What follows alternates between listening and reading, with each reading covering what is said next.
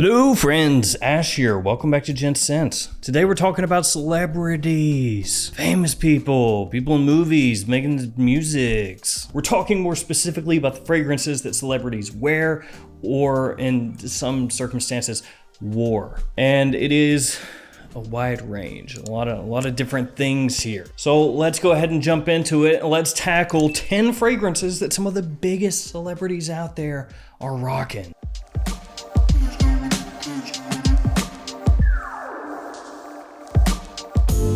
Friends, as always, these will be linked down in the description below. Also want to tell you that if you shop at twistedlily.com or maxaroma.com, use the code GENTS10 for 10% off your order. Save on those niche purchases. And if you shop at luckyscent.com, from April 1st to the end of June this year, you can use the code GENTS2023 for 10% off there as well. And also, celebrities, you should wear my fragrance. Or yeah, just wear these.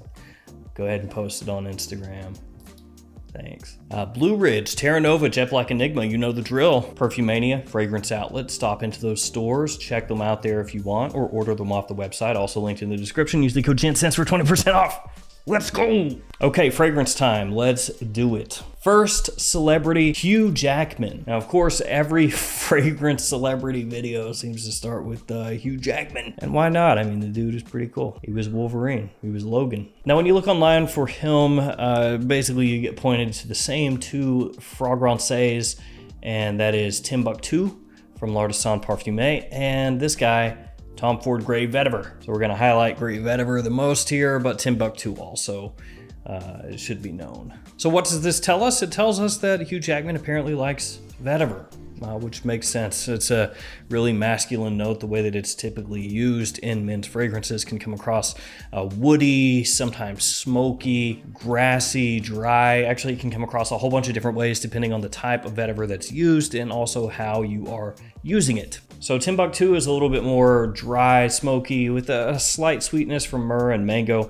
Grey Vetiver is more clean and fresh and easy to wear, sophisticated, refined. Known as being one of the best office fragrances out there for men, and frankly, one of the best versatile fragrances for men, period, if you're looking for something more gentlemanly. After that, who should we talk about?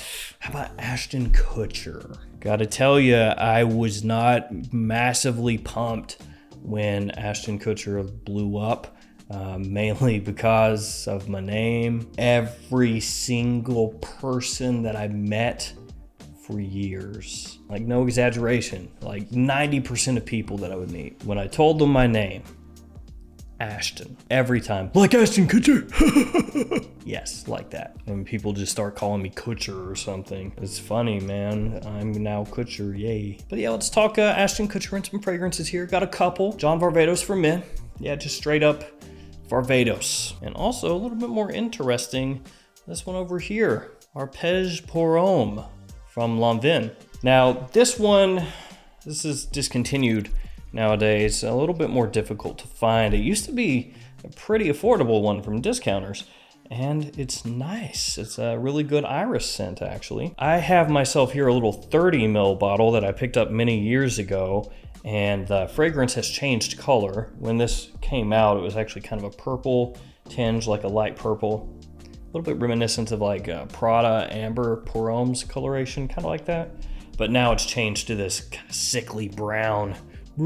Doesn't look so great now. Still solid, very nice choice. Actually kind of an off the beaten path, off the radar choice for Mr. Kutcher there, and one I approve of. Unfortunately, like I said, not easy to find anymore like it used to be. And then you got Varvatos here, warm, spicy, good quality here. Nice price from discounters typically. It's got vanilla, leather, and tamarind as one of the more interesting notes in the fragrance. And I gotta say, both these choices I'm on board with. It's an interesting mix. You know, they're both different, they do different things, and working in tandem, you can basically have a fragrance for any situation with those two. Now let's talk about James Gandolfini. Rest in peace. F's in the chat for James Gandolfini. In case you don't know who that is, for some reason, disappointed in you.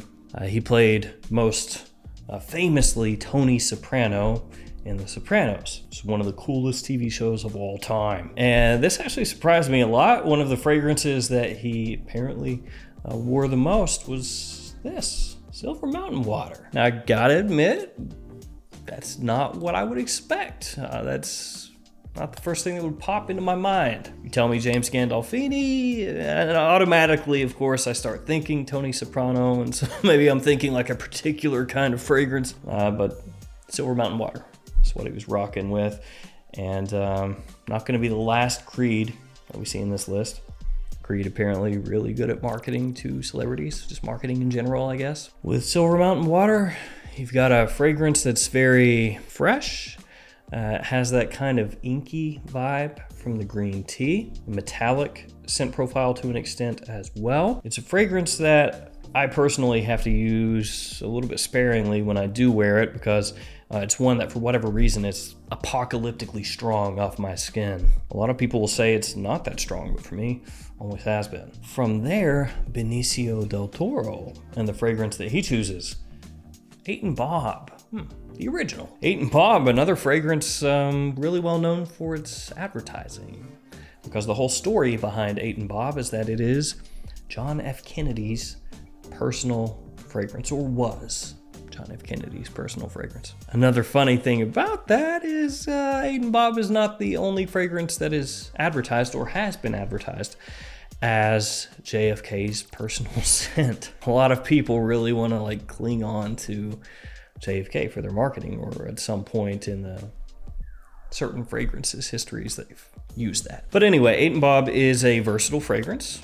It does have a little bit of freshness to it, and that helps carry it through being usable in many situations. It's classy, gentlemanly, for sure. I could see that working for Benicio del Toro. It's, you know, it's going to be quite different smelling than most designer fragrances out there. So I'm on board with that choice, other than the questionable marketing. Don Cheadle up next. Don Cheadle's the man. Don Cheadle, one of the GOATs. His fragrance of choice, I was surprised to find out. It is Jimmy Choo. Man, just Jimmy Choo. Now, there's nothing wrong with Jimmy Choo. Stuff is versatile, people pleaser, easy to wear, mass appealing, all that stuff. It's a blue fragrance, right? Smells similar to Coach for Men a little bit. Some people could say it smells a little similar to like Bleu de Chanel to an extent. I mean, not super close to Bleu de Chanel, but you get the idea, you catch the drift. It's in that ballpark. From discounters, mad cheap. This stuff is cheap. If you're shopping at like FragranceNet, Fragrance Buy, something like that, this is probably gonna be under $30 for a 50 ml size bottle. So I guess that's really the only reason that it's surprising. It's just that it is such an everyman fragrance, I guess you could say. But there ain't nothing wrong with that at all. George Clooney up next, another Creed fragrance here. Green Irish Tweed. I'm on board with this. I sign off on this. Check mark. Good job, George Clooney. Not the only fragrance that he is known to wear, but it's the one I'm gonna highlight because I am a sucker for Green Irish Tweed. This is my favorite Creed fragrance. It's the one I've worn the most of. I know for a lot of people, you know, maybe the Aventus, and it's not like Green Irish Tweed is, you know, some hidden gem in the Creed lineup or anything like that. Don't get me wrong. So yeah, George Clooney wearing this makes sense. It's very classy. It's a timeless fragrance. You know, it's been out since the 80s. It still works just as well today as when it came out. Pierre Bourdon masterpiece right here. Clean, green, fresh. Of course, Cool Water smells similar to it because it was done by the same perfumer with the same idea. Only Cool Water is much cheaper. Up next, it's Jared Leto. Man of many faces. You know, some people are going to think of him more as an actor. Some will think of him more as a musician. Some people a fan of both. Some truly cultured people out there will think of Jared Leto as just Morbius. It's Morbin time. Now this is maybe cheating, but Jared Leto apparently likes some Gucci Guilty, which makes sense because he's the face of Gucci Guilty.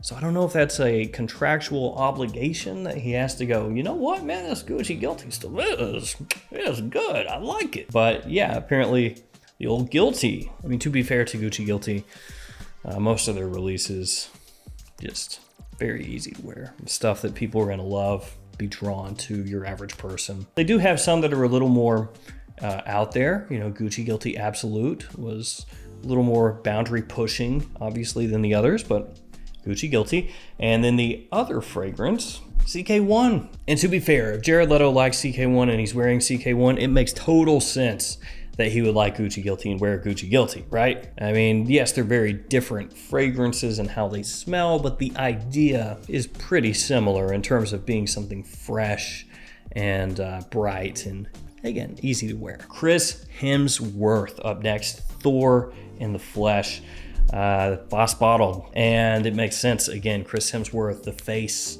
of Boss Bottled fragrances at this point, has been for a while. And I think I've read also other places that he wears like Boss Bottled tonic sometimes. So realistically, I guess he's just rocking all the Boss Bottleds or just all the Hugo Boss in general. I had read an article where he was talking about how his wife likes apple strudel, and this kind of smells like apple strudel, and so he wears this because his wife signs off on it, and he also likes the way it smells. And yeah, that makes sense, right? Because everybody always says that this smells like apple pie, like a baked apple pie. And again, it doesn't hurt that he's the face of it, because I mean, I'm sure he's not going to come out there and be like, hey guys, so I know that I'm the face and I'm in all these advertisements, but I gotta tell you, Boss Bottled sucks. I hate this stuff. Makes me want to puke. Just every time I smell it, I'm pretty sure he's not going to do that. Okay, Drake.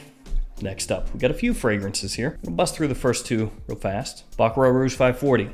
Makes sense. Hype beast, expensive. I mean, of course, it wouldn't surprise me to see any celebrity wearing Baccarat Rouge 540. And then also, Tuscan leather. That also makes sense. Tom Ford, there's a lot of cachet with the name there. Tuscan leather in general, a fragrance that has had a good amount of hype. He also had a song with the same name, so yeah. But those don't really matter. No, this one does. Drakkar Noir.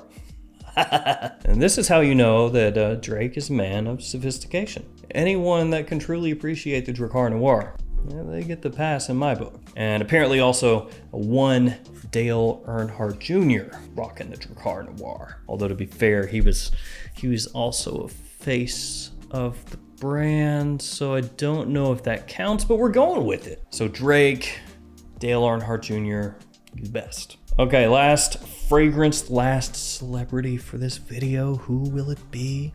Arnold Schwarzenegger, bro. I may date myself with this, but Arnold Schwarzenegger to me is still like the coolest dude ever. I know like younger people, you know, they weren't around like in the heyday. I mean, heck, I was barely around in the heyday. Conan the Barbarian, Conan the Destroyer, Commando, Terminator, T2, Predator. You can just go on and on, man. Just oof. So what fragrance is Arnold rocking, or has been known to rock? Vetiver from Guerlain. And I have to say, perfect choice. Masculine, classy, sophisticated. Has the little tobacco note in there to go along with the vetiver. Ton of notes, actually. It's got a really nice, light, masculine floral edge. I'm gonna say masculine like 25 times. I'm talking about what Arnold's wearing. Little old school, little throwback feel to it, but I think it still works. I've got multiple bottles of this stuff. I have current iterations. I have older iterations. I've got this iteration. Guerlain Vetiver, Arnold Schwarzenegger, lights out. I think for me, the ones that maybe make the most sense when I think about the person it's paired with is that one, Green Irish Tweed with Clooney, maybe Grey Vetiver with Hugh Jackman, and Drakkar Noir with everybody on earth. So there we go, 10 fragrances matched up with the celebrities that wear them. There are obviously many more celebrities we can talk about, so maybe we'll do another one, a follow-up in the future. But for now, we'll leave it there. Thank you guys for hanging with me. Stay safe out there, and I'll see you tomorrow with another fragrance video. See you later.